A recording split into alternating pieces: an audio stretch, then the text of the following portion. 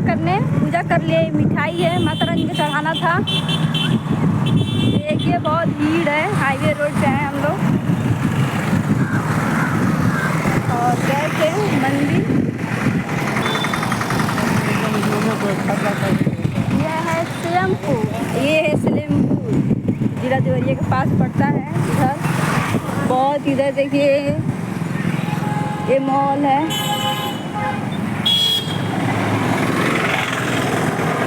Marriage hall है सब, ये मैरिज हॉल है सब।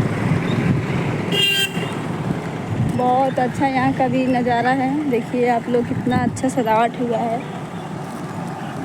और कम से कम प्राइस में भी ये लोग करते हैं लोग। देखिए चंदन भैया, अपना नंबर दीजिएगा तो। नंबर चंदन, नंबर ले रहे भाई।